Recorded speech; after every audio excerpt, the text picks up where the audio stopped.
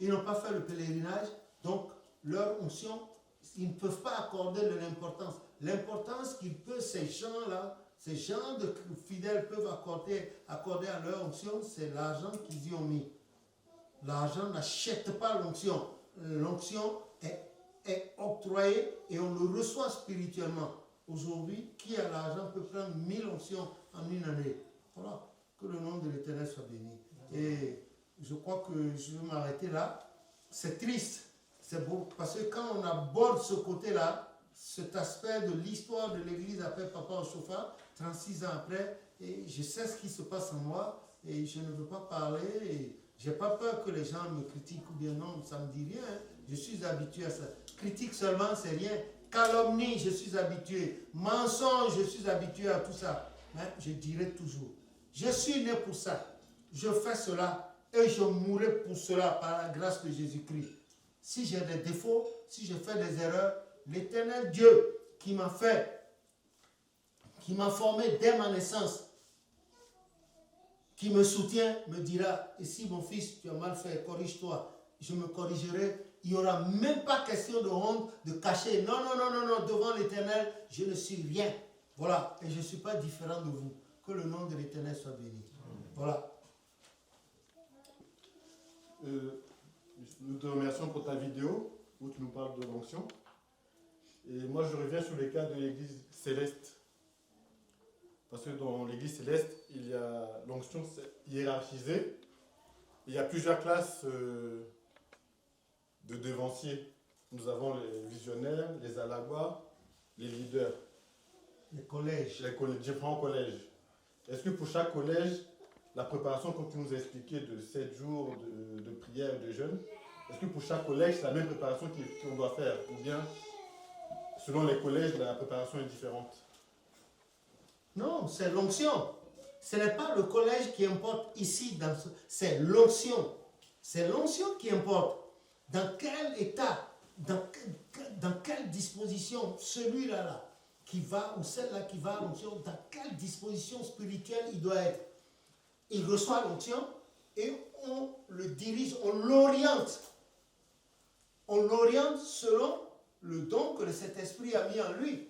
Voilà. Tu ne peux pas dire que quelqu'un va prendre le grade de dérouteur simple et il faut qu'il... non, qu'il doit se... Non. Il va à l'onction. Il y a des dispositions spirituelles dans lesquelles il doit se mettre pour aller prendre l'onction. Il prend l'onction. Et dans ses habitudes, on a vu, spirituelles, on a vu que, il a le don des songes, il a le don de temps, et c'est en fonction qu'on l'oriente. Voilà. Que le nom de l'Éternel soit béni. Je peux avancer une de mes questions, parce que je voulais savoir si le don qu'une personne a, si c'est développé après l'onction ou bien ça s'est développé avant l'onction. Non, ça peut être avant l'onction. Ça peut être avant l'onction. Ça peut être, si l'individu est conscient, a des attaches particulières avec son Dieu, l'Éternel peut... La preuve aujourd'hui, je viens de vous dire qu'aujourd'hui, dans l'église du Christian Céleste, vous n'avez plus besoin d'onction pour évoluer.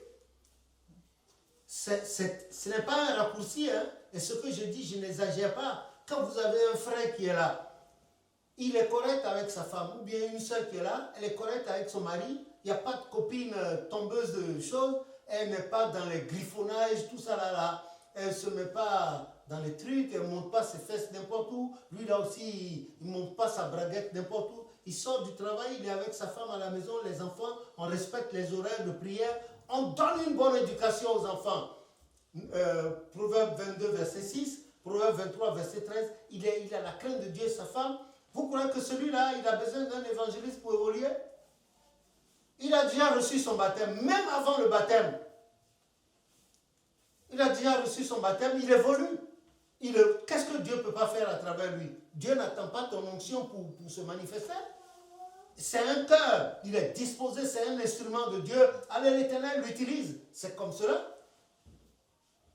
On n'a pas besoin, à l'étape actuelle de l'Église, vous n'avez pas forcément besoin d'onction. Bon, à la rigueur, sur la paroisse, peut-être l'évangile de tutelle, il vous suit le chargé, il voit, il dit à l'évangile, bon, celui-là, on voit. Est-ce qu'il est disposé? S'il est disposé, on discute avec lui, on lui impose les mains pour que. Mais c'est toi, tu as reçu l'imposition des mains? Oui. Ah, mais tu t'éloignes du travail, justement. Je t'assure, depuis Noël jusqu'à maintenant, je t'ai pas vu à l'heure, hein. À part que tu as amené une douce la dernière fois et puis lui, non, je t'ai pas vu à l'heure. C'est ce monsieur-là seul qui travaille régulièrement. Non, tu devrais être là. Non, c'est la vérité. Ah oui, dans ta maison, tu fais savoir que c'est comme ça, c'est comme ça, c'est comme ça. C'est à prendre ou c'est à laisser. C'est Dieu ou rien. Ah oui. Tu es mon petit-fils, hein, je ne peux pas te cacher ça, mon ami. Ah non, non, non. Moi, quand il s'agit de ça, là, j'ai plus d'amitié. Il n'y a plus de petit-fils. Il y a blocage. Ah oui. De Noël à maintenant, là, je ne t'ai pas vu à l'heure. Lui, la dernière fois, j'étais là, souffrant, je l'ai vu. Tout le monde, il est resté. Et puis, il a arrangé, il dit non, arrange ça, arrange ça. Tu devrais être là. C'est ça, l'Éternel en tient compte.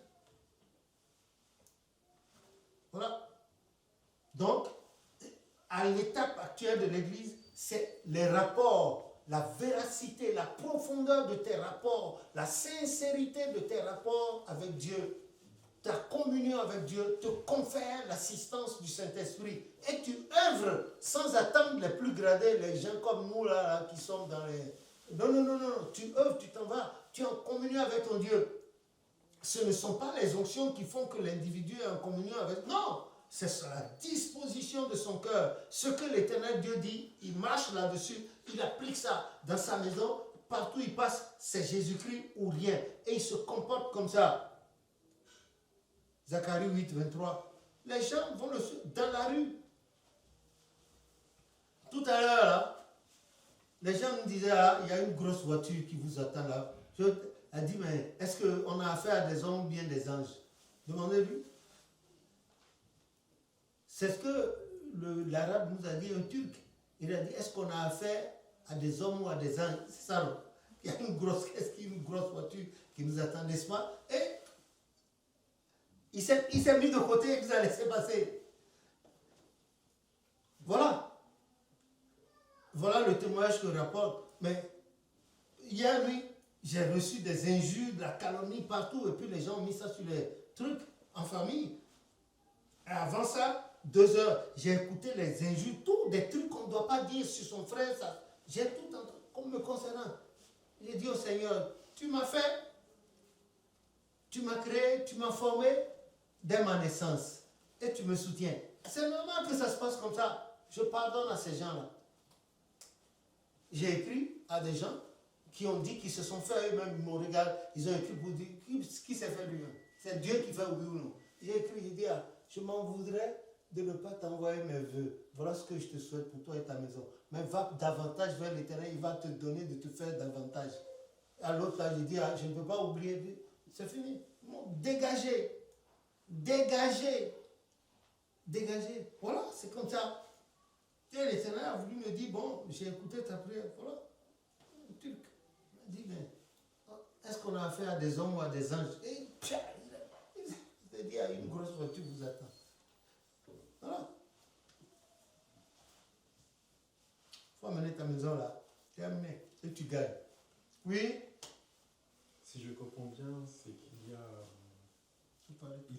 Oui, si je comprends bien, c'est qu'il y a un combat intérieur à faire sur soi-même. C'est-à-dire dans le sens... C'est normal. Le combat est là en permanence. Ce n'est pas un temps. Non, c'est en permanence. Puisse le Seigneur descendre parmi vous, afin que vous soyez sanctifiés.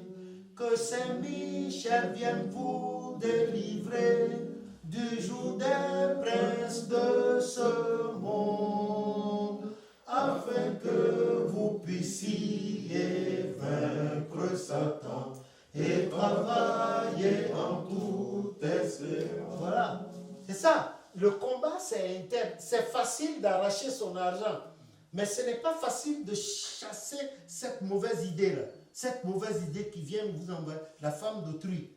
Elle-même, l'esprit là va vers elle, elle te montre, et puis elle minaude autour de toi. Toi, si tu es dans ton coin, tu n'as rien avec elle, mais l'esprit dit, regarde, elle aussi. Donc, c'est le combat. Tu combats sans cesse, tu appelles Jésus et tu disposes ton cœur.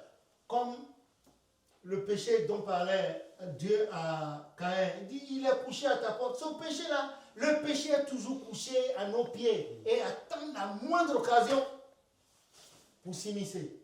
Et puis c'est fini. Le péché est consommé et ça engendre la mort.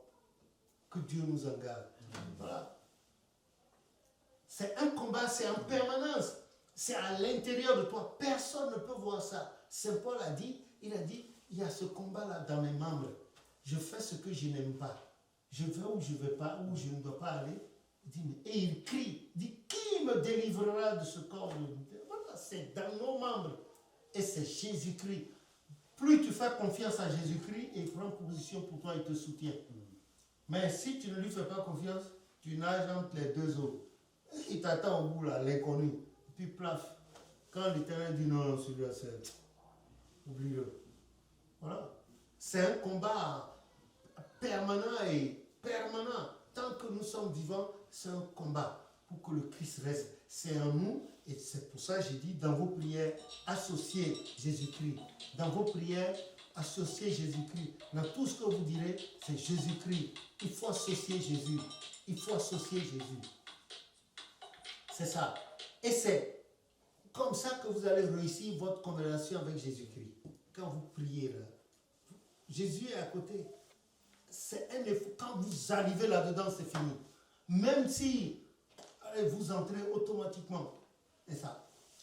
Que le nom de l'Éternel soit béni. Amen. Et qu'il nous vienne en aide pour ce.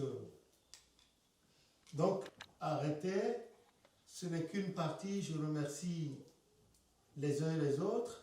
Et je remercie notamment le Seigneur qui m'a permis de dire le peu que je puis dire du sacrement d'onction dans l'église du christianisme céleste. Et après, je n'ai pas voulu entrer dans tous les détails de ce que nous avons vécu jusque-là. Donc j'ai abrégé. Le Seigneur va s'occuper du reste. Nous attendons les commentaires et on va continuer. Que le nom de l'Éternel soit béni et qu'il nous donne son onction à chaque instant de notre vie, comme a dit le psaume 32, qu'il nous instruise, nous montre la voie à suivre, qu'il nous conseille et qu'il ait toujours son regard sur nous, afin de répandre sur nous, sur nos vies, altérer, dessécher son eau, et que notre race aussi en reçoive et pousse au milieu des herbes comme des saules. Vous connaissez l'arbre qu'on appelle le saule, pousse comme des saules. Voilà. Que le nom de l'Éternel soit béni. Au nom de Jésus notre Sauveur. Amen.